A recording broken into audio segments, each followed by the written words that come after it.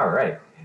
Thanks for joining, everyone. So we've had our first teleconferencing foible there when I forgot to unmute, and I'm sure it won't be the last. But welcome.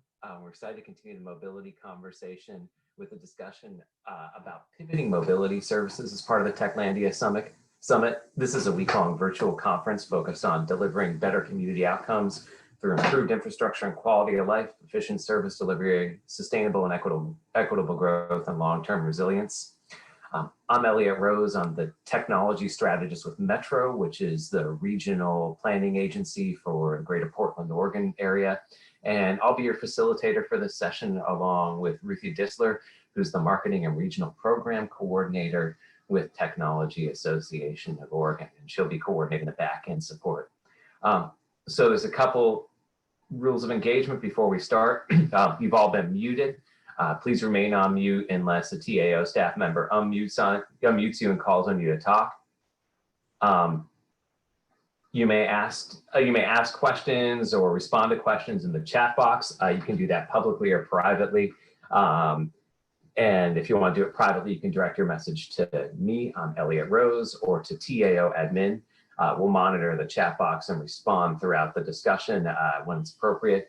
And also, you'll see a little participant icon at the bottom of your screen, and that'll open up a little sidebar. We ask you all to use that to kind of manage your participation in this conversation. We also encourage you to engage with us on social media during this session. We're always excited to share what's happening throughout this summit and get takeaways from our events. The session is being recorded. It'll be found on Technology of Association of Oregon's YouTube within the next 24 hours. I'd like to thank all the investors in this Techlandia Summit. We appreciate their sponsorship and are excited to explore topics, other topics related to economic resiliency, the future work, human factors, and mobility throughout the week. And with that, it is my pleasure to introduce our panelists for this session, Josh Johnson, Public Policy Manager for SPIN, and John Whitman, Planning Supervisor for Ride Connection. They're both going to give some they're both going to give a couple slides about the work that they've been doing, and I'll introduce each of them before they start. We're going to start with Josh.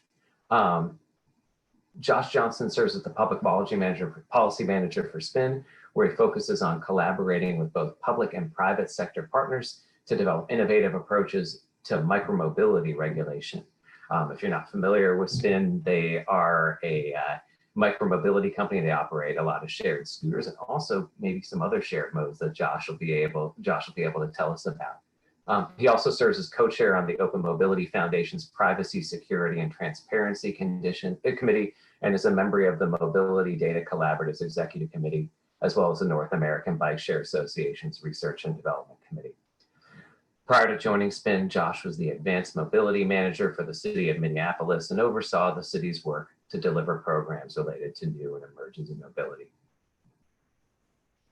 All right, Josh, I'll turn it over to you to do your presentation. Thanks, Eliot. I'm going to see if I can share my screen here. Can you see presentation? You might want to go bigger if you can. We're showing a presentation view, so you might want to switch to a full screen view. Fair enough. So next foible after yours. How about that? That looks great. Okay. Thanks for the introduction, Eliot, and appreciate the invitation to participate here. I think, in discussing pivoting mobility services, this is something that is an ongoing effort in micromobility as the landscape continues to shift, but with the pandemic has forced a lot of innovative thinking on how to best serve the cities we've been operating in during this time. I'd like to paraphrase a quote from the Vice article about Jump, another micromobility company that came out yesterday, which said something to the effect of transportation is a deliberate business, and is not something that, as many of the operators in our space consider, themselves a tech solution, is not easily addressed, or it can't just be turned off or abandoned. And we recognize that in quick order after shelter-in-place programs or shelter-in-place orders came into effect. And so where we were allowed, where we were able to, where it was feasible for us, we remained in cities, a number of cities after those, one of which being Portland, and quickly developed some opportunities for facilitating safe and convenient travel for those essential workers, especially healthcare workers. The first slide here you see is our Everyday Heroes program, where we still offering free scooter rides and helmets to healthcare workers. With now we're back up to 26 cities, 15,000 trips over the course of 3 months. And with that, also adjusted our efforts to ensure that we made scooters available where they were needed, in front of hospitals, parking garages, or shuttles in between campuses or testing centers. So that's one way that we pivoted early on in response to the pandemic. The most important thing that we wanted to establish early on, based on CDC guidance, was ensuring that we were implementing protocol which ensured safety and sanitization of the scooters. And so whether that was touching them more often, including sanitizing in those efforts, disinfecting the high traffic surfaces, ensuring that our employees had the appropriate PPE, again, according to CDC guidance, and then, providing the appropriate encouragement to riders. And then also, just as more information became available about how the virus spreads, recognizing that spin, has very low risk compared to other modes, particularly transit, and the place that we have in offering a resilient option, in filling in transit gaps, and also being an option that we are less likely to cannibalize transit once services able to start returning to normal. And scooter riders are more likely to return to transit than, say, if you were to go back to your personal car or ride hailing. So recognizing that and continuing to position ourselves to deliver as such. And then finally, I'll just mention a few of the partnerships that we worked on. Portland, with the Bureau of Transportation, we developed a partnership which reduced our operating fees, and we in exchange passed that reduction along to our users in roughly a 50% reduction in overall trip fares. And then maintaining our commitment to equitable distribution, so 15% fleet on a daily basis to East Portland, and PBOT in turn recognize that, and our support of the community in providing us with a permanent increase in our fleet size, 250 additional scooters once shelter-in-place orders and the economy has started reopening. We also identified opportunities in Detroit, where we established a version of our Everyday Heroes program, which was essentially a monthly rental service, but offering it to low-income essential workers, which the city identified eligible candidates, and which subsidized their use. So they would essentially have a designated scooter available to them for commutes and other essential trips. A little different than the Everyday Heroes program in that it's not just the broader shared fleet, it's actually their designated vehicle. And then Detroit has also partnered with Numo to extend our Everyday Heroes program through essentially the end of the summer.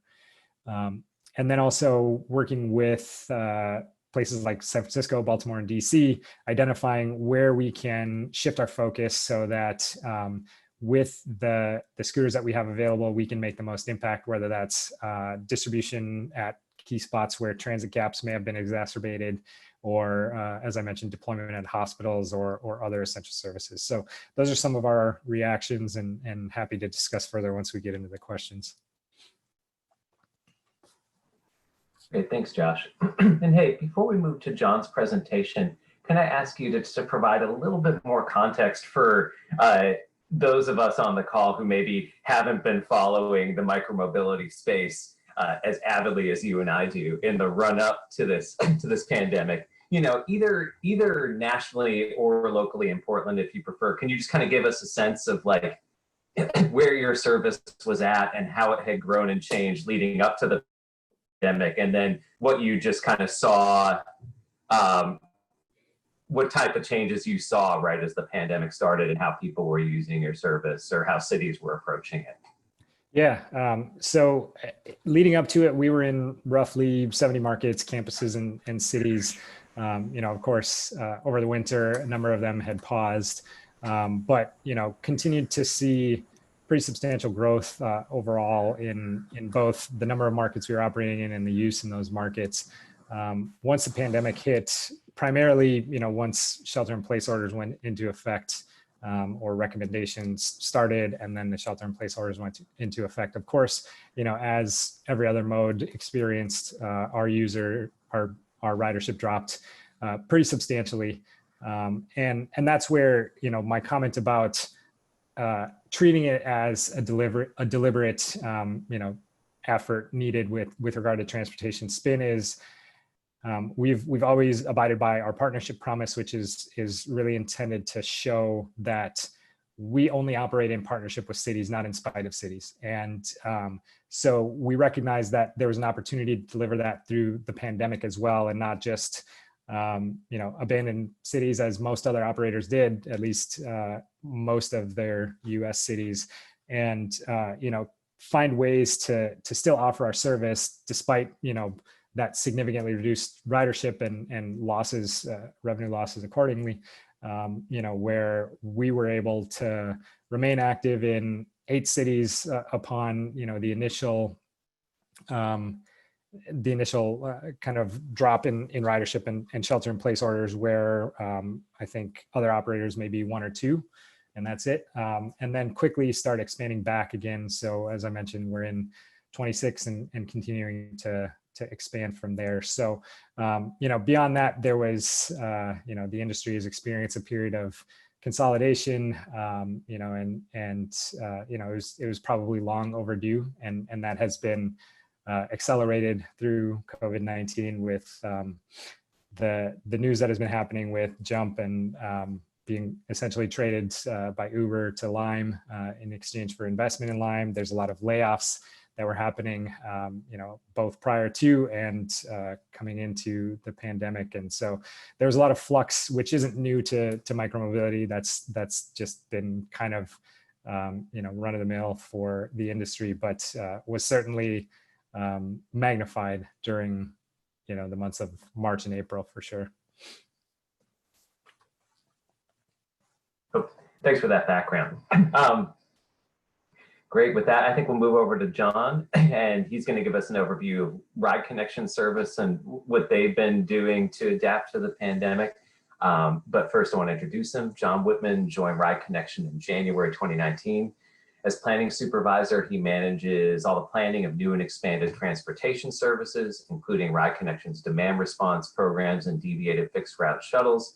John holds a master's degree in urban and regional planning from Portland State University, where he specialized in public transportation and regional planning. He's also worked with the Oregon Department of Transportation on their nationally recognized Columbia Gorge Express program. Thanks for joining us, John. Yeah, thank you, Eliot, for coordinating, and thanks for your presentation, Josh, and it's great to meet you. Let me see if I can go ahead and share my presentation. Can everyone see that all right? You might want to switch to full screen if you can.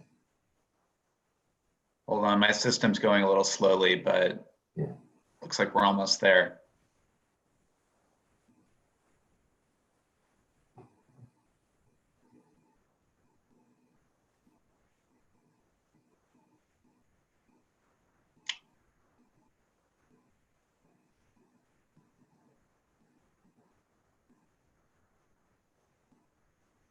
See, let me try opening this as a PDF.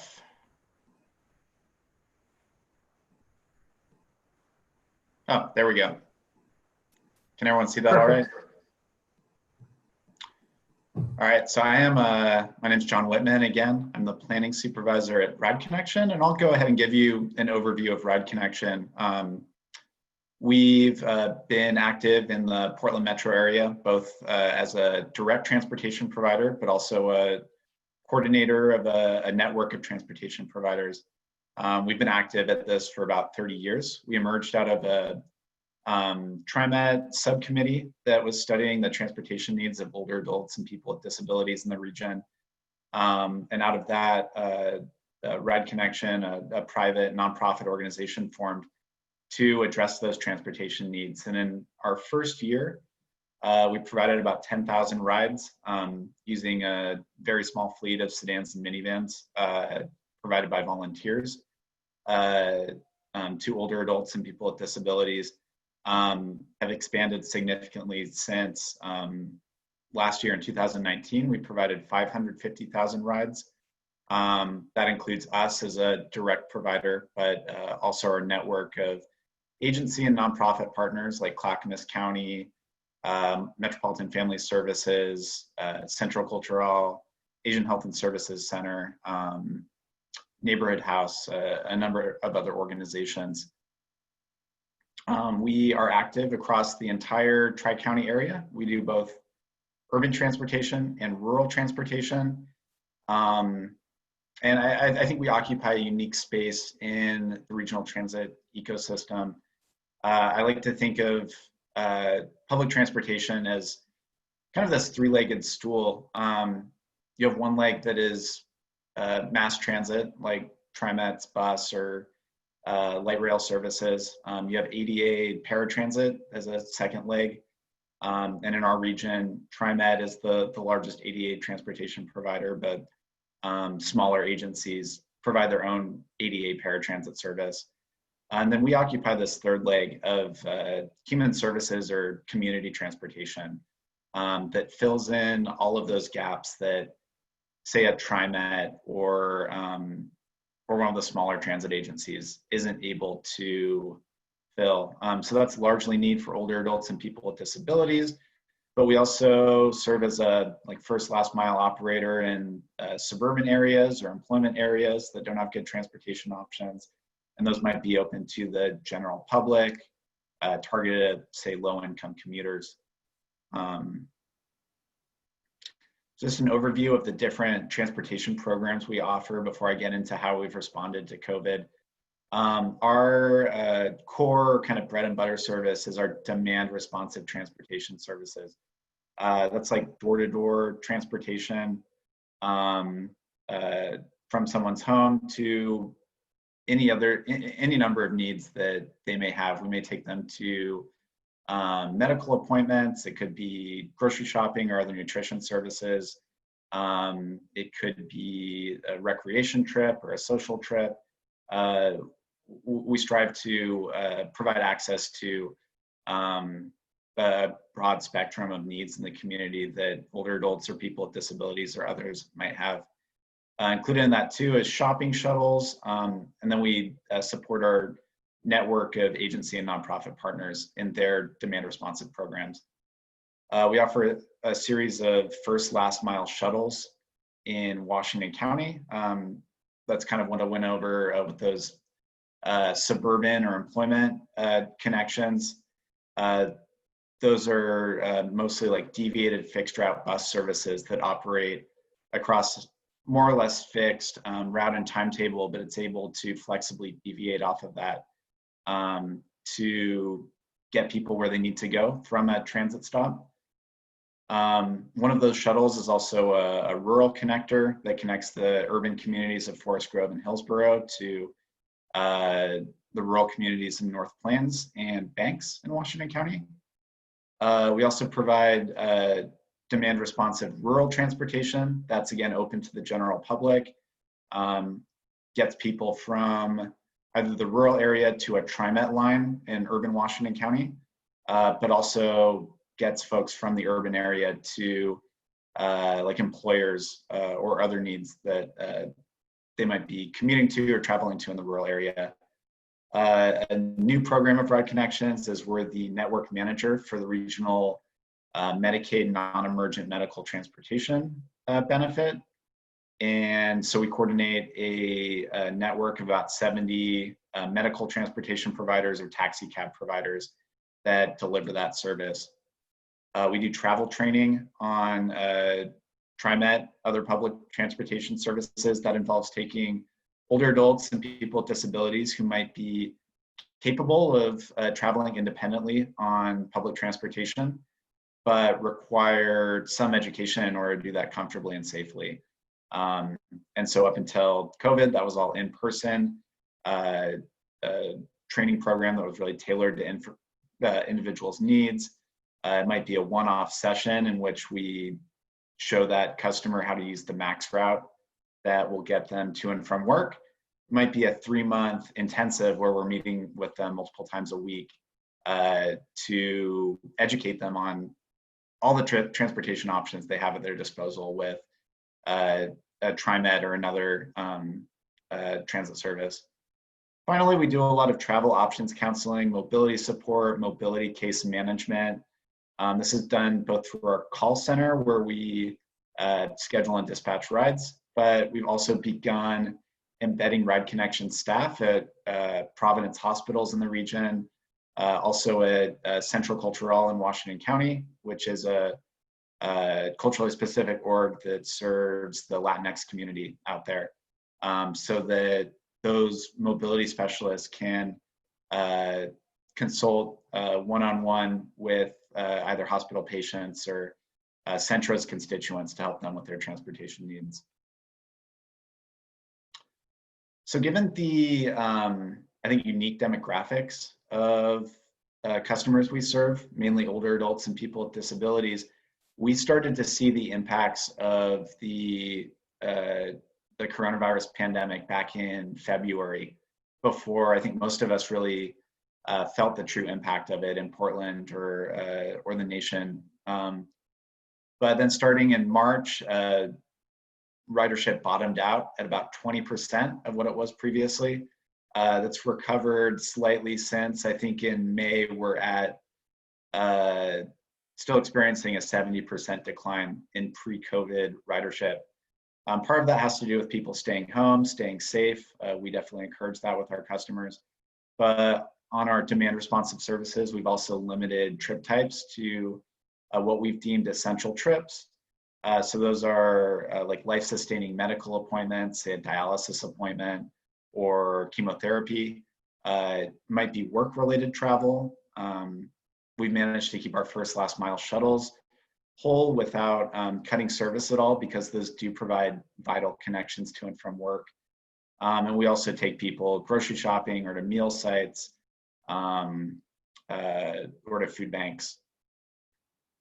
But we've also taken new approaches and pivoted our services so that we can still address the social isolation and food insecurity and other impacts that COVID has had. The biggest way we've done that is that we've shifted a lot of our service model to doing food box deliveries. We've done that in partnership with Oregon Food Bank, a couple of food pantries in the region, and Central Cultural, and allow customers to schedule a food box delivery through our call center that we then coordinate with partner food pantries, and we get that into the customer's hands. We deliver it to them with a safe zero contact delivery. And currently we're investing a lot of time and resources in laying the foundation so that we can continue to expand this and maintain this pretty far into the future. I think we've all sobered up to the fact that this isn't going to, things aren't going to return back to normal in a few months. This might last much, much longer than that. And so food box deliveries is going to be an ongoing need of our customers. But we've also been utilizing our call center to do wellness checks with our customers, reach out, making sure they're doing all right, still providing that human connection that we would typically provide with in-person transportation. We're investing in new and expanded partnerships, Oregon Food Bank, the food pantries that I've mentioned, but also working with our partner network to make sure they have the resources to be nimble and meet the needs of their customers or constituents. And finally, we're pivoting our RideWise travel training program to a virtual model, something we hope to roll out at the end of July. That's it. Thank you again, and I'm looking forward to the discussion on this. Go ahead and stop sharing my screen. Great, thank you, John. So I saw one question coming over the chat, and while I wait for others to submit their questions, and just a reminder, you can send those either to me, Eliot Rose, or to TAO admin if you have a question you'd like to ask our panelists. I'm gonna get started with a couple that came up for me during your presentations.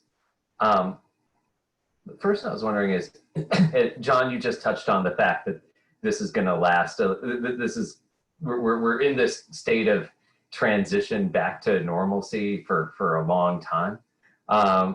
And, you know, we've also started to see some thinking about how communities will work through the different stages of reopening, at least in terms of what types of businesses will be open, or what sizes of gatherings will be allowed.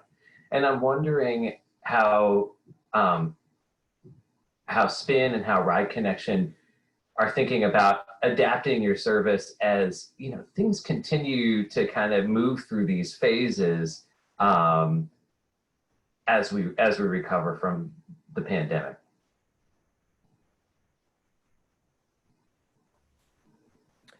I can jump in. I think I mentioned, you know, some of the kind of service model pivoting that we've done, and I think that'll, you know, that'll continue on from here. I'll mention first the Everyday Heroes program.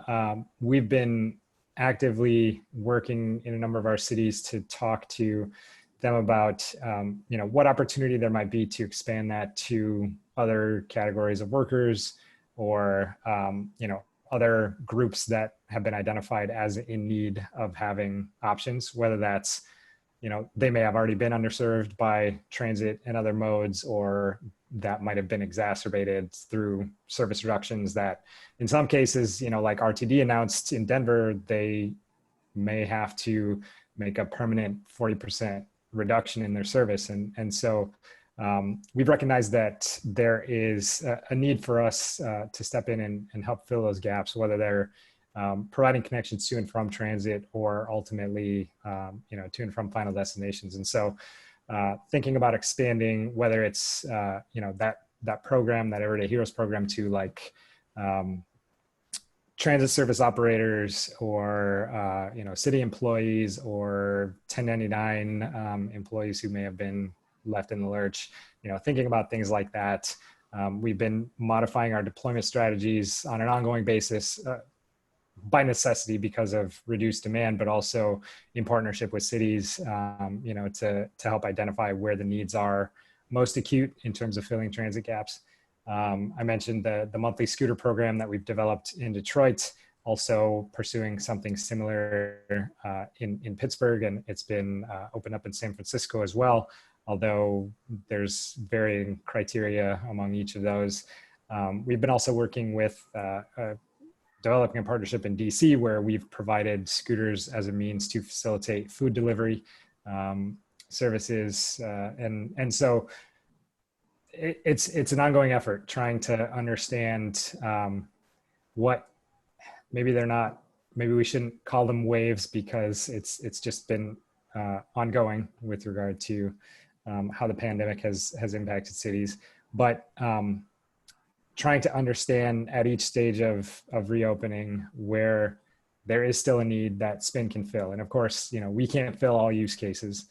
And I think that speaks to my point earlier about us as a resilient option that won't do more harm, you know, by being available than, you know, having somebody revert to ride hailing or their personal vehicle. And so I think that's, you know, just an ongoing effort for us, how we can continue to partner with cities, identify needs, or groups within cities, you know, whether that's a neighborhood association, you know, a cultural district, or, you know, a hospital specifically, you know, so just continuing to have those conversations and identifying where we can be helpful. Because ultimately, these programs aren't that we're delivering aren't intended to turn a profit for us. We're operating them at a loss, and doing that because we recognize the need for partnership in this pandemic. I'll go ahead and address the question from Ride Connection. As I kind of went over, even as Clackamas, Washington, and Multnomah counties have entered phase 1 of reopening, we haven't really seen much of an increase in demand for our services. I think a lot of folks, especially older adults and people with disabilities out there in the community are still fearful of going out, and for good reason. We're still seeing an increase in cases, really troubling increase in Multnomah County. But there's still going to be that 30% of our pre-pandemic ridership that still needs these essential services, and that might continue to grow slowly. But then if there's a second wave in the fall, that'll contract again. And so we just need to be adaptive, respond to demand where needed, and if a second wave does emerge, then we need to find other ways to respond to our customers' needs, because those aren't going to go away.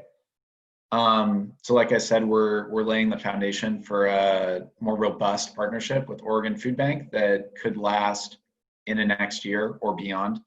One of the big opportunities, it's been really challenging to figure out, but we've been working at, is coming up with a system so there's no wrong way for someone to get in contact with Ride Connection or the food bank in the entire region and schedule a delivery. I mean, currently there's a number of food pantries or social service providers that are providing deliveries, but there's very little coordination between these.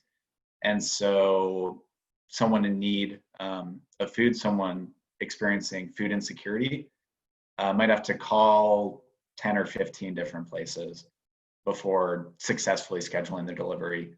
So we're hoping to leverage our call center, Oregon Food Bank's call center, others. So there's no wrong point of entry. Someone can make a call to Ride Connection. Even if we're not capable of scheduling a delivery in that service area, we can direct that request to a partner who is capable of doing that. A lot of our customers, they live on a fixed income. They're not going to be able to afford grocery delivery or Caviar or Grubhub. So it's vital that we connect them with services that get food into their hands. And also, we're just going to have to continue to invest in personal protective equipment and other things that will make our services safe for the people who do have to travel on them. We're in a position where the funding outlook for public transportation is fairly bleak, like it is for a lot of other tax-funded services, with the decline in payroll revenue taxes and other revenue streams. There will be, I think, budget reductions on the horizon, and yet operating costs are increasing. For instance, on our first last mile shuttles in Washington County, we're having to limit ridership to 4 people to a vehicle at one time in order to maintain 6 feet of social distancing on the buses. And that means at peak times, we're having to run a second backup bus or bring in a taxi or medical transportation provider to handle the additional capacity so we can get everyone to work. So that's going to be a key challenge that we're going to have to continue to be creative and respond to, even as it becomes challenging to fund these programs. But our goal is to not have to reduce any of the essential services that people rely on, because we're not just in a pandemic, we're in an economic crisis too. Public transportation's importance, I think, is only going to increase. It has a messaging problem. A lot of the optics surrounding public transportation aren't good. People think it's a vector for the virus, but at the same time, it's providing a really essential service. Okay, thanks for those thoughtful responses. While we were talking, we did have a couple of questions come in, just about ride connection service. I think we wanted to know more. So first,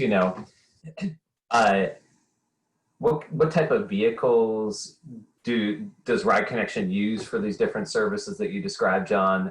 Do you feel, are they meeting? Do the form and function of these vehicles meet people's needs? And the questioners are curious about whether the vehicles you're using are electric and whether they're ADA accessible. Yeah, great question.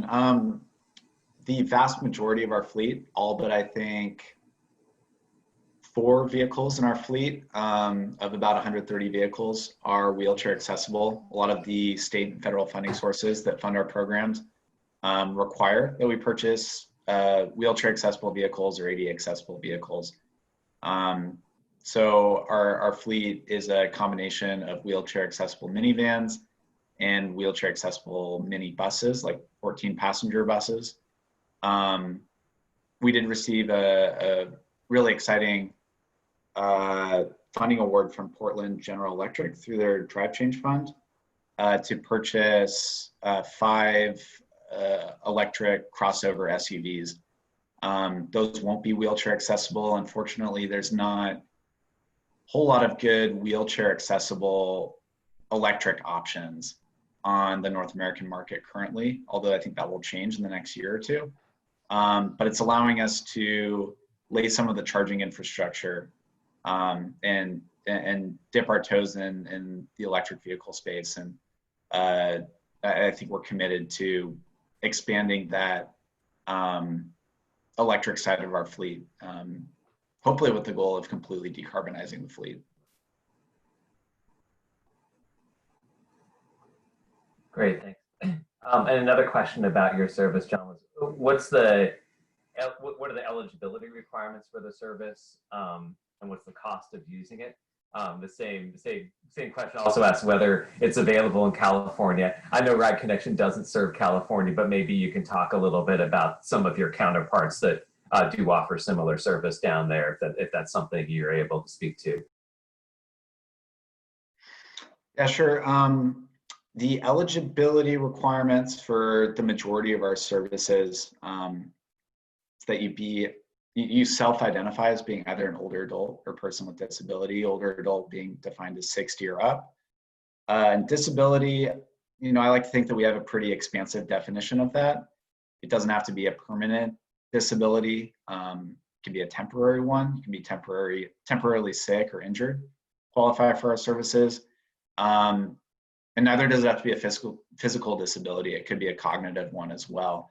I think we have a pretty low bar for eligibility for our services. It's pretty low barrier, certainly more lower barrier than ADA paratransit service. And in terms of whether our services are available in California, unfortunately they're not. We exclusively operate in the Portland metro area. Ride Connection's a fairly unique organization. There are certainly nonprofit transportation providers in the Bay Area or the LA metro area, other urban or rural areas in California. Exact names of them are escaping me right now. But there certainly are providers in both those regions. Great, thank you. Had a couple more questions come in, and I want to land on one that I think was sent to Josh, but also I think might apply to John as well, because I know you've been doing some thinking on this topic too. So the question's asking, post-recovery, can you discuss your thoughts about how your services will plug into regional mobility as a service concepts, and how you imagine working together with public transit? And the questioner also asked if you've been exploring this already in other communities, and how the public sector can work with you to support your role in mobility as a service. Before I turn it over to you, I should probably step back and define mobility as a service for those of us who on the call aren't familiar with it. So mobility as a service is a concept where people can view information about all their travel options and even potentially integrate payment or incentives and special service programs for those options all through a single portal. There are a couple different efforts at mobility service as a service that are out there. Some are operated by private companies, and also in our region, TriMet, our largest transit agency, has been working on what's called its open trip planner, which does include multiple different options that help people plan a trip that involves transit and something else, whether that's Uber or a scooter, or walking or biking to the station. So again, if you're not familiar with this concept, check it out. You can pull open the open trip planner, maybe try that and get a little bit more grounding in it. And with that, I'll turn it over to Josh and John to talk a little bit about how you imagine integrating with mobility as a service moving forward. Yeah, so we had already been thinking about that and pursuing it prior to the pandemic, most visibly in Pittsburgh with what we've called our Pittsburgh Mobility Collaborative, which combines the transit app, Zipcar, the city's bike share program, and the taxi service to essentially kind of facilitate that effort. So that's been an ongoing process. It's been escalated a bit by COVID-19, but there's of course trying to integrate all of those things can be a significant challenge when you think about things like payment integration and access through the various apps that you might have to provide. This was also something we were pursuing when I was with the city of Minneapolis, and I would step back from it and say, our efforts have more near term and maybe more feasibly focused on kind of what partnership and policy efforts can we undertake to essentially facilitate the same thing. Because I would speculate, and we did some engagement around this in Minneapolis, that having kind of this flashy mobility as a service thing, an all-in-one app or other means to facilitate that travel is nice, but people are just looking for reliable connections that the service is available to them in the way in which they need it, in the way that they need to access it. And so thinking about things like LA Metro, I think it was in 2019, announced that they were providing free transfers from their bike share program. So there's some policy efforts that I think can kind of facilitate that same type of thing. We've also, as I mentioned, not only during COVID, but before that, done our best to integrate as much as possible with transit agencies in the cities and campuses where we're operating, to be able to ensure that we're deploying in appropriate places, helping to facilitate those first mile, last mile connections. I mentioned earlier, there are many use cases that we can't fulfill with the current form factor of scooters. And so, transit is a necessary means to be able to help facilitate, probably be able to afford your own car, maybe multiple cars. So it's really a necessity to integrate, as mobility as a service is intended to do. And we're continuing to explore ways to do that. And it's just been escalated with our recognition that transit service isn't going to return to the levels that it was, where there were already gaps. And so this is more important to make sure that we're integrating as much as possible with public transit and identifying programs which can help facilitate that, whether that's like, a partnership which can help facilitate ride credits for regular transit users, combining that with deployment efforts to ensure that it's reliable, and then helping to kind of fill those first mile, last mile gaps accordingly. All right, John, anything to add there? Yeah, it's definitely something that Ride Connection has been thinking about too. It's been really cool to see like TriMet's Open Trip Planner developed and similar trip planners developed across the region. Kinds of steps towards mobility as a service that integrate both public transportation, but also micro mobility, ride share, bike share, other things like that. I think where Ride Connection steps in though is that too often these mobility as a service platforms or trip planning platforms kind of leave out the needs of older adults and people with disabilities who might not be able to take light rail and connect with a scooter that isn't accessible for them, or a bike that's not accessible for them, or an Uber ride that's out of their price range because they live on a fixed income. So, I think it's vital that human services or community transportation providers, especially low barrier ones like Ride Connection or its partners, be included and integrated in these platforms. We've been working in this space a bit. We had a one call, one click plan that we worked on with a series of partners and a consultant back in 2018. One call, one click, very similar to mobility as a service. The idea is that it's a web-based platform in which the public can discover, plan, and schedule trips, also pay for them. Some models incorporate some degree or complete fare integration as well. So after completing that plan, that's something we're certainly looking towards next steps on. Seems like even during this pandemic, some exciting potential new funding opportunities might be emerging. Eliot at Metro and other folks in the region have really been great at coordinating those discussions. So I wouldn't even say it's a post-pandemic priority. This is something we'd love to focus on during the pandemic as a way that we can better integrate modes and providers throughout the region and allow those who are in need of transportation or are transit dependent or otherwise don't have a private auto at their disposal can have really great access to all the transportation options in the region. Great.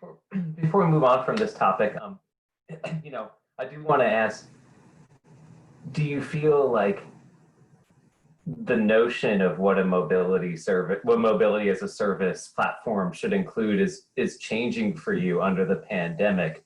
I've been wondering this myself. I see a lot of evolving public health guidance about how to use transportation safely coming out. And so I'm wondering, and that's something that can be hard for people to keep track of. I'm wondering if that's something that we also need to start thinking about communicating in these platforms, or are there other informational needs that might be arising through the pandemic that we might want to start to integrate into how we think about this stuff? I haven't thought about it so much in terms of like a mobility as a service or one call, one click platform. One thing I've been thinking of is we're working on developing some customer facing trip planning technology for our first last mile shuttles in Washington County. And the scope has been to really provide customers with information on real-time arrival, or perhaps, how many passengers are on a vehicle at a time, so that they know they can get a spot on the bus, so they know when their bus is arriving. With the pandemic, we're thinking that with like that customer facing technology, people might be more interested in, say, when a bus was last cleaned, or other real-time information that reassures them on safety.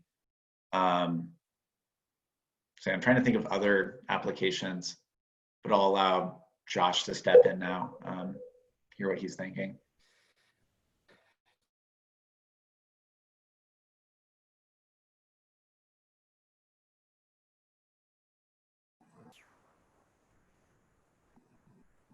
Oh, it seems like Josh may have dropped his connection for a little bit. So while we wait for him to rejoin, I think what I'm going to do, this is actually, oh, here we go. Yes, Josh coming back on. Welcome back, Josh.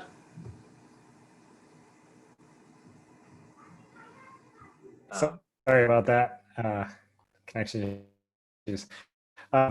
So what I was saying is we have the challenge of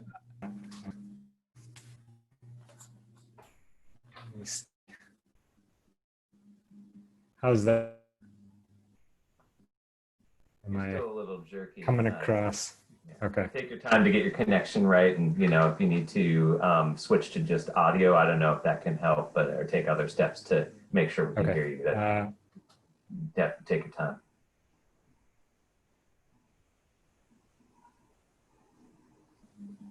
I think I'll give it one more shot with Zoom if you can hear me okay.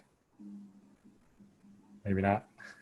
I'll switch to audio. I'll defer to John to any other answers and then jump back in here in a minute. Okay.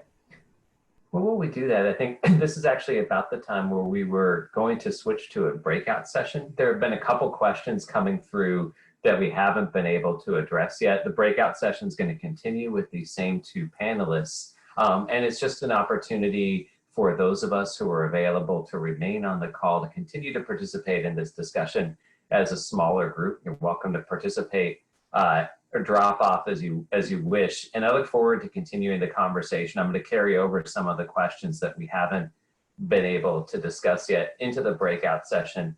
But as long as we're doing this, I do want to give everyone the chance to pause and drop if you need to. And those of you who want to stay and continue to engage with our panelists, you're welcome to stick around for the breakout.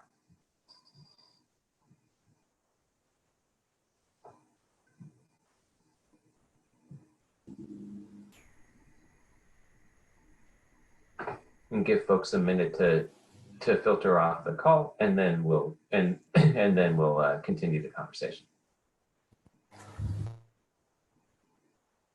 Still having a challenge on my end.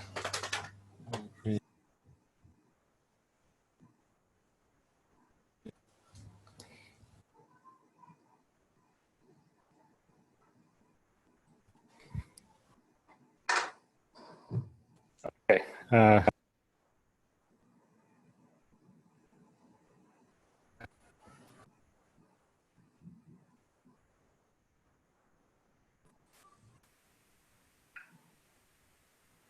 All right.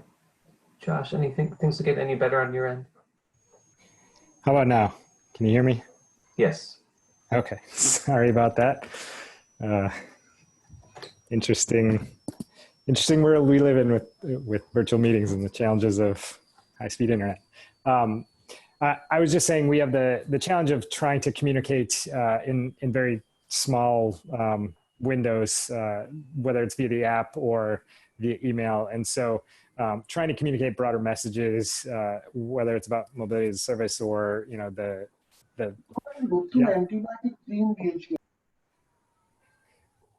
the opportunities we could facilitate that with that is challenging. The one thing I was going to mention is we have, and I noticed there was a question in the chat about mobility hubs. We have our own efforts related to that. We call them spin hubs, essentially scooter docking stations, which have the ability to have a digital kiosk added on. And we've been pursuing opportunities to deliver that either in public right of way or on private property, which can also facilitate those messages, whether it's the latest CDC guidance or other city messages that might relate. So hopefully through all of my connection errors, I caught the spirit of the question and responded accordingly. But that was kind of my my angle was that with micromobility, it's definitely a challenge trying to communicate broader messages beyond just getting you to the scooter and getting you to your destination. Great. All right, well, now that we're in, we did have some questions in the chat that I can continue to relay to our participants, but now that we're going to break out with a little bit smaller group, I want to first just turn it over to other folks on the call who haven't got a chance to talk directly to our participants yet. And, you're welcome to just unmute yourself and ask our panelists questions directly if you have some. Just do remember to unmute, and if you have the chance, you may want to turn on your video too, just to give us a chance to see folks' faces and make sure we know a little bit more about who we're talking with.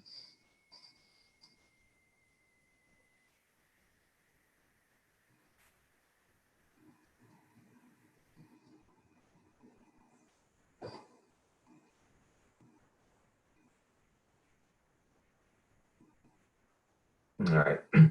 I'm not sure how.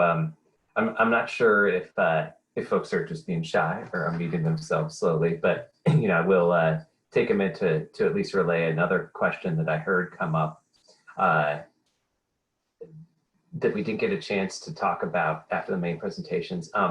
There's actually a comment from one of the folks participating about differing cultural attitudes toward public transportation.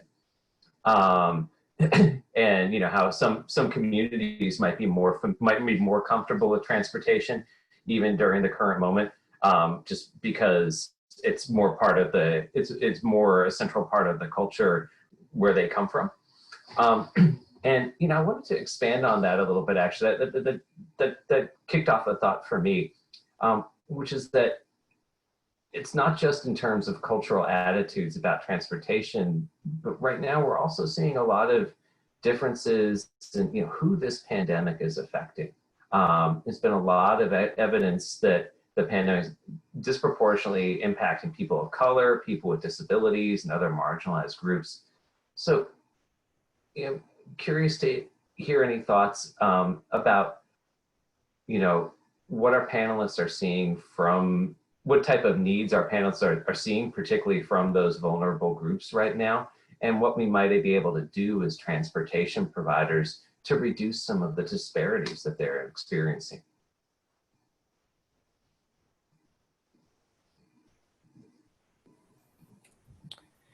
I can jump in. This is something that SPIN has undertaken well before the pandemic. Of course, as everything else drastically magnified by the pandemic, but in terms of improving our efforts to be accessible and equitable, we have a few programs in the works. One is with San Francisco, there was a requirement to deliver adaptive vehicles to as a portion of the overall fleet, and so we have a number of different kind of vehicle form factors that we're testing with that, including seated options, including 3 and even 4-wheeled options, some that are kind of prototypes that may be adaptable to essentially attach to a wheelchair. So we're exploring that and identifying opportunities to expand on that, and move to other markets where appropriate. The other big effort we have underway is essentially a redesign of our access program, which is our low-income, non-smartphone opportunity. And so with that, we've undertaken kind of a human-centered design effort to reposition that in a way where it can provide greater access to those who need it most. And I think, this is indicative of what's happened during the pandemic, is those areas where they may have already been underserved and may have had the most difficulty accessing or utilizing transportation options that may be otherwise available have been maybe excluded altogether. And so we're trying to identify ways, and it's been more challenging to work into our development life cycle with the pandemic, but identify ways to facilitate easier enrollment. So like reciprocity with, low income, whether it's local, state, federal programs.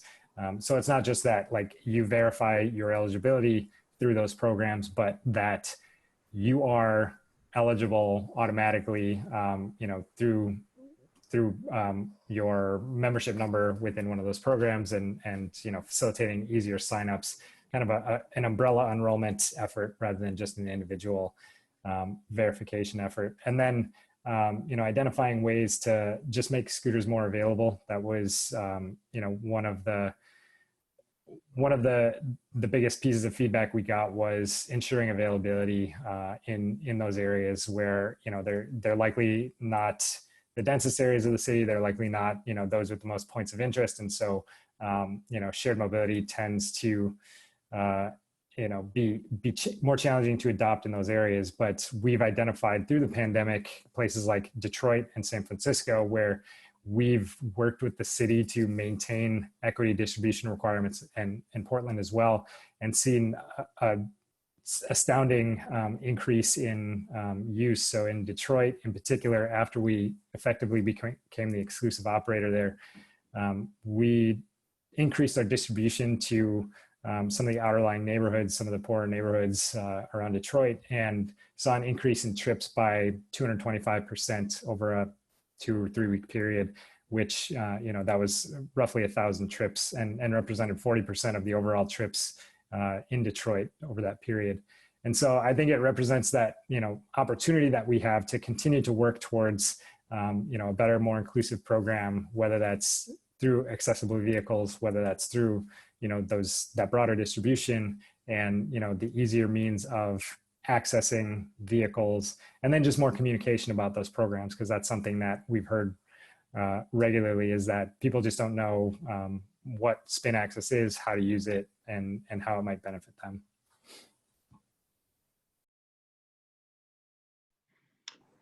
Yeah, this is certainly something that Ride Connections been thinking about quite a bit. I don't think historically we've done a good job of meeting the needs of the Black community in the region, the Latinx community, immigrant community, number of marginalized communities or communities of color. There's a number of reasons for that. I think our struggle or our lack of successfully doing that could be due to any number of issues, marketing or spreading information. Ride Connections, I think been treated both internally and externally for years as a well-kept secret. When something's a well-kept secret, we've had success connecting with white older adults, white people with disabilities. We haven't done a good job of connecting with communities of color. There's been a shift in attitude. This came before the pandemic, that we really need to do a better job of making sure people have access to information about transportation options, such as Ride Connection, especially communities of color where that information has been lacking. But there are also other challenges to access. I think about the undocumented community. They might be hesitant to provide personal information to a nonprofit or a public transportation provider that hasn't built trust with that community. Part of our work with Centro Cultural in Washington County, where we've embedded a mobility specialist, is to begin building that trust with the Latinx community and the immigrant community and the undocumented community by having a person with a strong relationship with that organization who's also a native Spanish speaker directly interact with constituents, enroll them in transportation options that work for them, and also build that necessary trust so they can know that they can access public transportation safely. That's super important. I think with the pandemic, we're realizing that there are huge disparities in public health outcomes, and that Black and Latinx communities in the region have suffered the most severe impacts of this pandemic. In recent years, it's become more widely accepted that transportation and public health are interrelated. Also, that there's a huge amount of work that needs to be done to produce transportation justice. So I think it's really important that Ride Connection participate in that space. Over the past year, we've been working on a diversity, equity, and inclusion plan in the organization. that work's really taken on new urgency, especially with the George Floyd protests against police brutality and racist policing. So we're working on unveiling our DEI plan.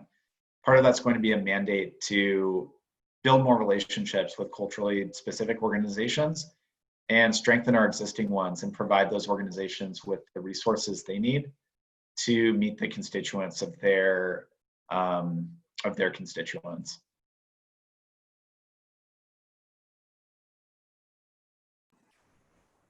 Great, thanks. Adrian, I saw you queued up a question in the chat, so I'm going to turn it over to you, please. Yeah, I know, John, it's kind of hard to be multitasking. I was really glad Eliot was able to grab the reins of this session today, because I've been doing these for the other mobility sessions. And so I was trying to get the question into the group chat so you could read it ahead of time and start preparing mentally for it. But I know you're also still trying to answer the last question when it got in there. So my question was about the concept of microtransit.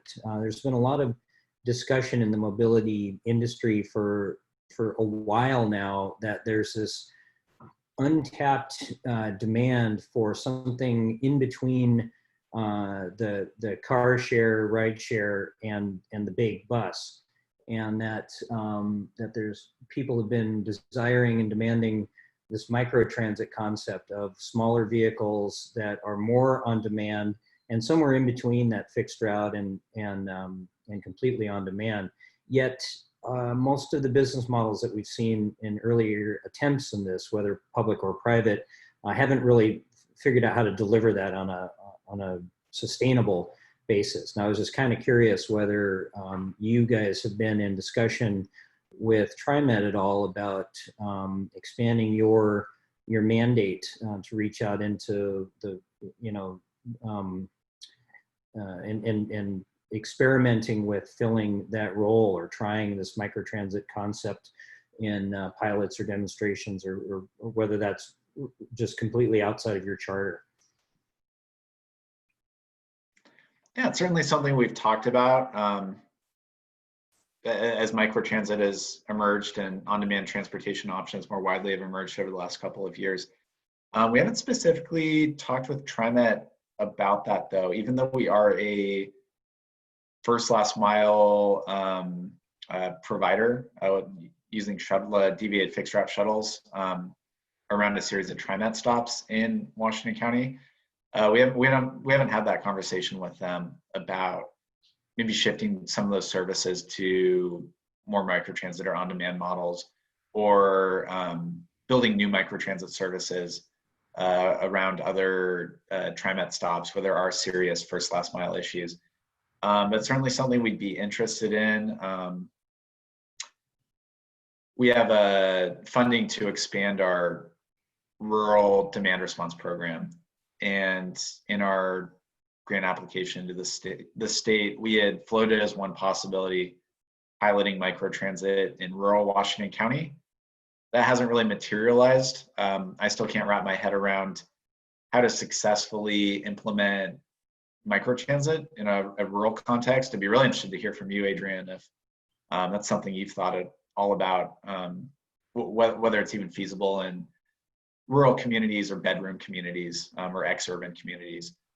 But it's, a space that I can see Ride Connection stepping into potentially in the future, not just around a transit stop to address first last mile issues, but maybe around a hospital or a clinic or another destination that, we see a lot of demand for trips to.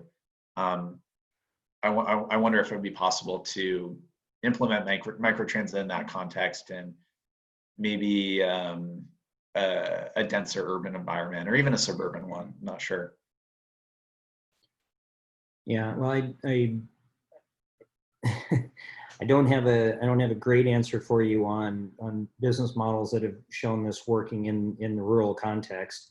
I think what it's ultimately going to take is a much different and broader set of thinking about the funding sources and the partnerships that it would take to make that sustain. I know, we've got individual agencies, whether it's Oregon DOT and their transit group, or whether it's Eliot and Metro, and whether it's local business development communities. There's all these different individual agencies. I think we got to pool together resources amongst many of those to make something sustainable, because it's not going to be sustainable by the fare box. It's going to require some level of subsidy, and I don't think any of those individual players are going to be able to fund a successful, sustainable business model. But I think that if we really get creative with bringing a bunch of them together, then I think there could be some opportunities there. So yeah, we'll continue that conversation outside of this call. Thanks, y'all. Just want to make space for any others on the call to pipe up and ask a question now, or even just make a comment and start a conversation. It's a small group, so there's definitely plenty of space for that.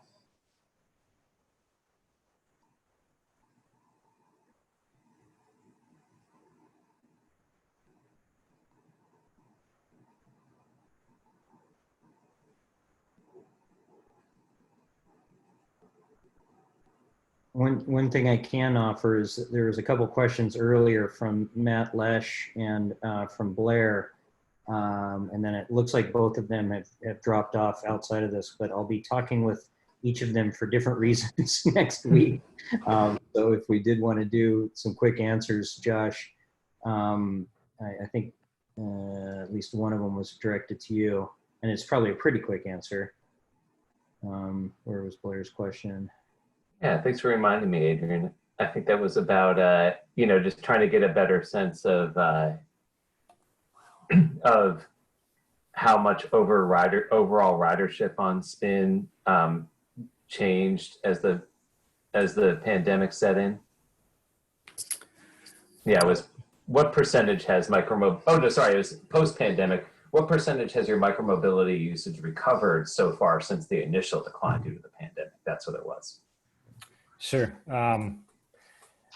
It was our drop, as everyone else's, was pretty significant, and at this point, at least my most recent data as of the end of May is that we're about 70% to where we were in the cities where we're currently operating in. So as I mentioned, we had 70 cities and campuses prior to the pandemic.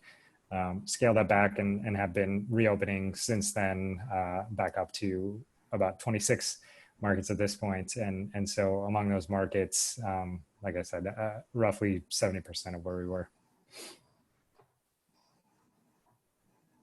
Great, thanks. Yeah. You also started to touched on this a little bit earlier, Josh, but I did want to give a chance to expand on this. And also make sure John got a chance to answer it. Matt asked, what's everyone's thought on mobility hubs, and whether mobility hubs would be useful for ride connection operations? Again, for those of us on the call who are not transportation wonks, mobility hubs are a idea where, we integrate a bunch of supportive options at transit stops. Such as, positioning shared scooters or bikes near transit, making spaces available for ride hailing, pickups and drop-offs, improving bicycle and pedestrian connections to the station, and even, putting more commercial activity or retail near stations, just so that, people can combine multiple trips together and really turn transit stations not just into the start and end points of people's trips, but as a hub that's a jumping off point to getting to a number of destinations using a number of services.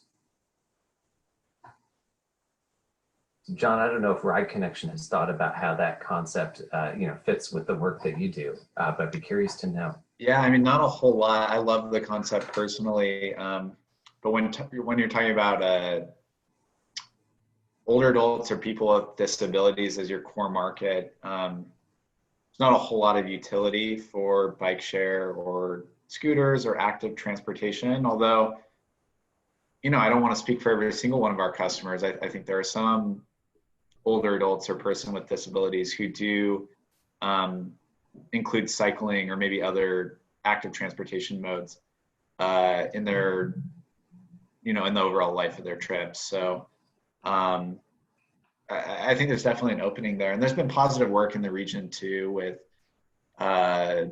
like the accessible version of the Biketown bike share program. I wonder if that could be expanded to, you know, a mobility hub.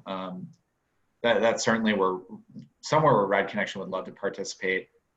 And then just going back to like core infrastructure surrounding transit stops to allow for, you know, safe pedestrian travel on infrastructure, especially for folks using a mobility device to be able to travel safely.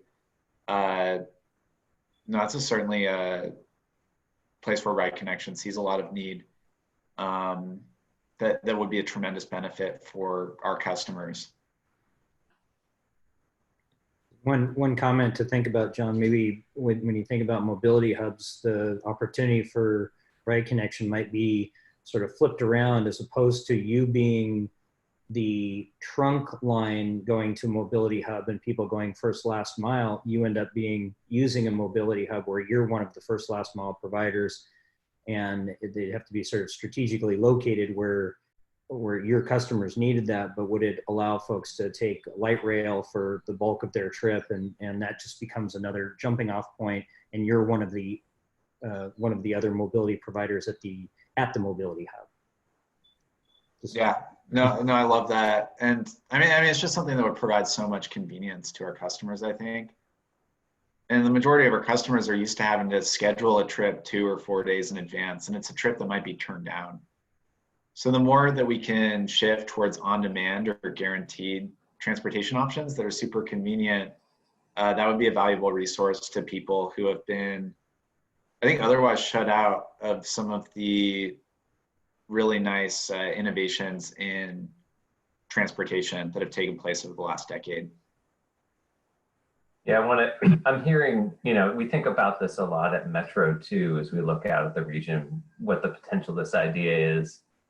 I feel like there's kind of an order of operations we need to move through. And I want to recognize that Josh has already said this in different words on the call, so maybe I'm stealing your thunder, Josh. But first we have to get, when it comes to the types of having a diverse amount of services that plug into transit and are really well integrated with the transit system to provide a complete carless trip for people, it begins with just making sure that the service is available as broadly as possible in communities that also have good transit service. That's often first and foremost a matter of policy and regulation that we've heard Josh talk about. Then there's the physical piece of making sure that those, you know, those services where they are available are integrated with transit. And then, you know, there's that information layer that we talked on earlier about, you know, how with mobility as a service, about how all these services would kind of feed into each other and be on the same kind of booking and payment platform. That's how I think about it. You know, and I would say at Metro, at least, we haven't been too aggressive in planning for mobility hubs yet, because there's just so many cities in this region where basic transit supportive, where transit isn't that great itself, or where basic transit supportive options just aren't available.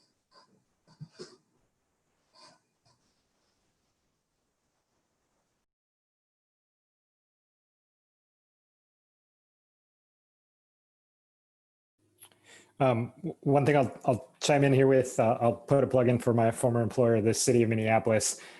We stood up a mobility hub pilot last year, which was really positioned on, we call them areas of concentrated poverty, but low income, non-white majority neighborhoods, and intended to essentially incorporate some temporary interventions to with the idea of enhancing the kind of the placemaking around transit stops in these 12 key areas.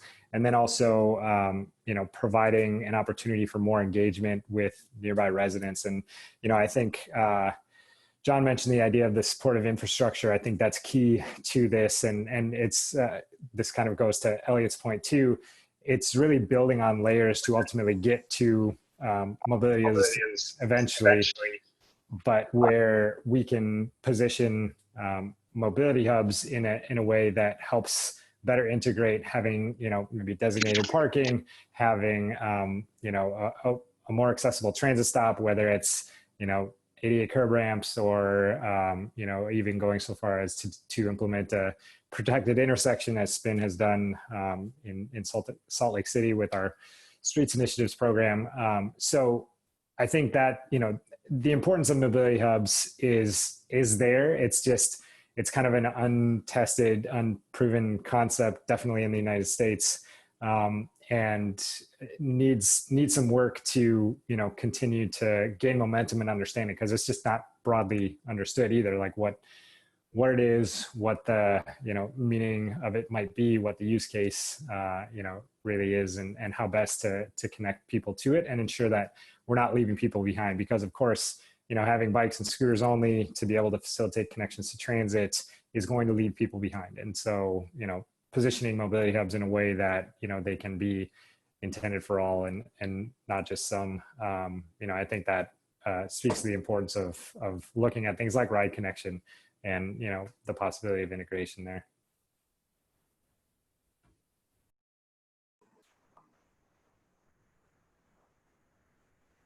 So I wasn't sure if Ann was trying to come off mute to join in the conversation or not. If you are, Ann, please go ahead and come back in. But Josh, just on that last point about the unproven nature of the market, the one piece of advice that I have been giving to clients that are ready to talk about and consider mobility hubs is try as best as you can to design modular and scalable capability into the hub itself. Whatever we guess in terms of what's the right mix of scooters or bike share or car share or connection to ride connection or whatever the other mode is, I can assure you, you're going to guess wrong. At least you're not going to get it perfectly right. And so what you don't want to do is be heavy on the curb and the infrastructure and the poles and other things that you then need to rip out to reconfigure it. So just lines on pavement, or better yet, some sort of breathable, water permeable, whatever grass structure. Just make it as flexible as possible, because you will be wrong, and things will change even if you did get it right on year one. So plan for flexibility.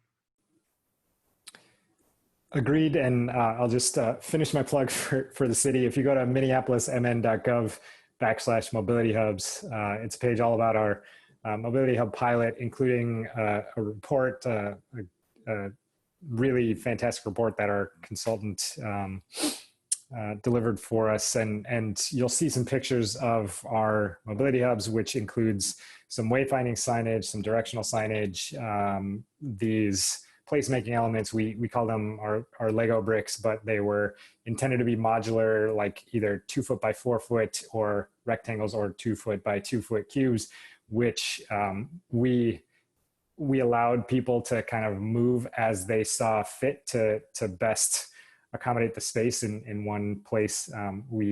We had them adjacent to the bus shelter, and people ended up moving it inside the bus shelter on multiple occasions because there was no seating there. And then also the infrastructure that we put in place for bikes and scooters was, just as you said, markings on the pavement. And so it was very much intended to be, a kind of a quick, scrappy pilot, but get a lot of good information out of it and help to inform a much broader program, which included funding directly from the city's budget in 2020, which of course COVID-19 has posed new challenges for that, but yeah, certainly +1 to your point about being modular and flexible with it.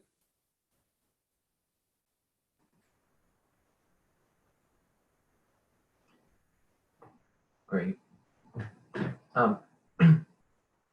Well, looking back through, I think back on this conversation, you know, we've been very focused on kind of adjusting to this pandemic and also, you know, to protests around systemic racism that John mentioned and the way Riot Connection's thinking about things. And, you know, we're still in the middle of these very transformative moments. And, you know, it's not clear it's not clear where we'll end up after this. But I am curious, you know, if you see, you know, if folks who are in this conversation, you know, have hopes for how we'll emerge from these twin crises better, and, you know, what, you know, whether we think there are opportunities to rebuild the transportation system in a way that's better than what we had before, that, you know, that you hope to see coming out of this.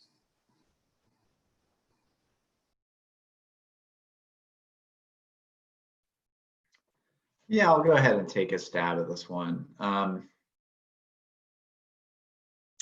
it's hard to see too many silver linings right now. I think public transportation has, you know, I think I alluded to this earlier, big optics or messaging problem that's going to have to resolve right now.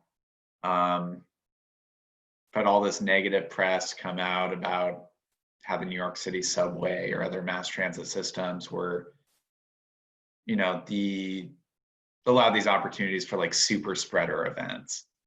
And Ride Connection and our partners and other public transportation providers in the country are gonna have to work through their messaging to bring folks back and convince people that it is a safe way to get around. You know, with this economic crisis, we might see a new market of transit-dependent folks who are getting along fine pre-pandemic. So it's important to set ourselves up in a way that responds to that. You know, one silver lining I keep coming back to is that this pandemic has required Ride Connection to be very flexible, nimble, and adaptive in a way that I don't think we were before. I'm thinking about our transition to doing food deliveries. That was a project that in normal times we might have done like 6 months of planning and had this extended implementation timeline, and we had to start doing it within 2 or 3 weeks. We were able to get there. It was really challenging. Our organization isn't built or structured in a way that allows us to move that nimbly, or at least it wasn't before. So setting ourselves up to be more creative and to adjust on the fly to meet our customers' needs. Shifting from the pandemic to the protests, my hope is that there are tons of silver linings there, that, you know, we're seeing problems in systemic racism, racist policing that aren't new. They've been with us for hundreds of years. And there's new urgency to addressing these problems and a lot more political will being mobilized than there was before. You know, we're already seeing this in budget cuts to TriMet police, or you know, I think there's going to be wider conversations on how to advance transportation justice. And, you know, rather than having a Ride Connection or a TriMet providing these top-down transportation solutions, hopefully working more collaboratively with our community partners that serve communities of color and giving them the resources to themselves meet their constituents' transportation needs, or at least working with them collaboratively. So yeah, I'll leave it at that. Hi, my name's Ann Vroom. I'm actually in the Washington, D.C. area. And one silver lining I've noticed is uh, there's much more recognition of multimodality transportation occurring.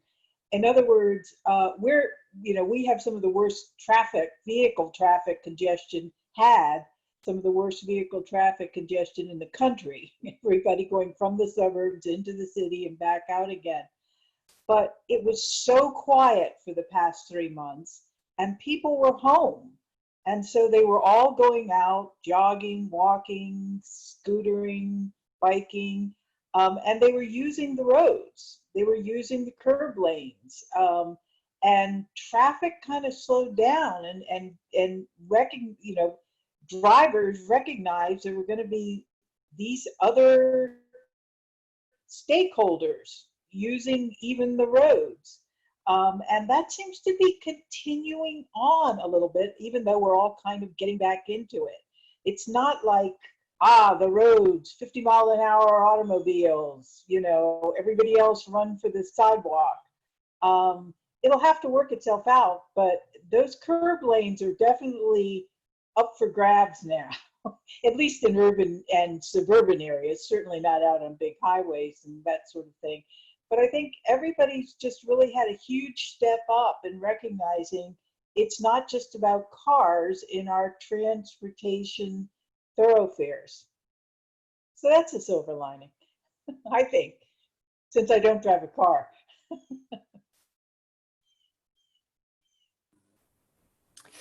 The only thing I would add, beyond what we've already talked about related to the pandemic, is that with the with the protests and what happened with George Floyd, it mandated ourselves to take a longer, harder look at programs we're delivering, how we're structured internally, and what we might be able to do, what we might be able to incorporate that can really span the teams throughout SPIN internally, and then filter through to our service on the front end, and ensuring that we're centering equity in the service that we provide, and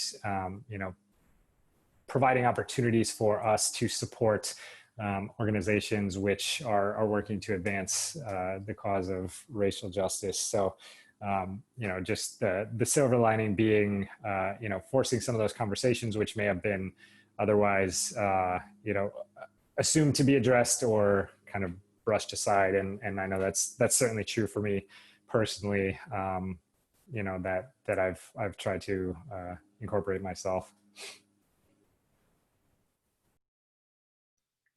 So I want to echo a couple points and expand a couple points just a little bit. I love that last point that Josh was just making. I think we've all become more, or if we're paying any sort of attention and participating in any of these conversations, that we're all recognizing that systemic racism means a lot more than just police brutality. That started the conversation and has branched out into a lot of other areas. And so we all have an opportunity, if we choose to take it now, to say, what capacity do I have in my day job to make some changes on this? And systemic racism goes all the way through all of our different systems. I do like Ann's comment too. The right away is not just for cars anymore, and a awakening and awareness kind of also ties back into one of John's comments about flexibility. And I do think, Eliot, that one of the bright spots that I've seen from all of this is exactly what John was talking about, that some new program, some initiative, people have been kicking it around, talking about it. They finally get it to some level. It takes 6 months of planning, 12 months of outreach, and then go find some budgeting, and then you go implement it. And with some of these other programs, kind of coming back to what Ann was talking about, some of the retaking of the roadway for bike and ped has been intentional by the cities in our safe streets and healthy streets and some of these other programs. Some has just been people taking back their streets, whether the city put out barricades or not. But the point is, a lot of the cities and agencies have been able to react so quickly and so nimbly, and maybe they'll take that away outside of the pandemic to go ahead and be a little bit more aggressive with pilots and demonstrations. I also hope that we've learned even prior to the pandemic that pilots and demonstrations, you don't want to do them just for the sake of doing a pilot or demonstration, that it really still had better be need-based. I mean, these nimble reactions of taking over our streets were not, that was need-based. People needed to get out of their house and needed to social distance, but still get fresh air. And so anyway, one last comment, John. I'm not sure if you're aware of this, but my sister is the strategic sourcing manager at Oregon Food Bank. And we've been talking for years about the connection between transportation and hunger, and transportation and Oregon Food Bank, and not quite connecting the dots on how our two roles in this space could be working together to help address some of these needs. So once again, necessity, mother of invention. It's great to see you guys working together with Food Bank, and I'm going to be happy to circle back with her on learning. I'm learning more about what you guys are partnering together on this. So thank you for all that. You said that was your sister who works for Oregon Food Bank? Yeah, Katie Piermine is the strategic sourcing manager at Food Bank. So it's a little different role. She might not be working as closely. She's more on the other end of the, how do we get food from the farmers and from restaurants and from the other organizations. But anyway.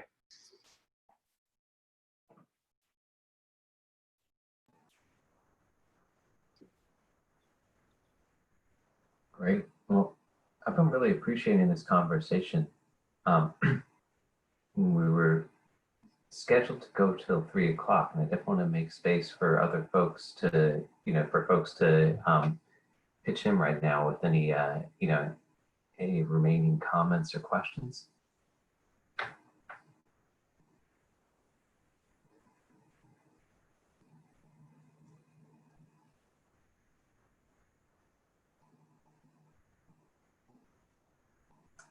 All right, well, hearing none, I think I'll wrap up a little bit early and give us all 20 minutes back on our Wednesday afternoon.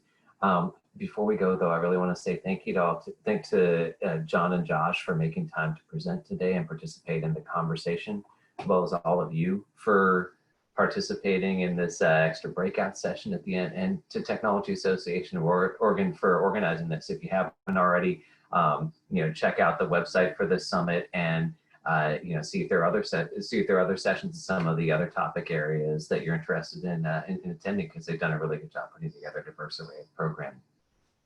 Thanks, everyone. Before we go, TAO folks, do you have any other words for us? Nope, we don't. Thanks, everyone, for attending, and have a great rest of your day. Thank you all. Thank you. Thank you.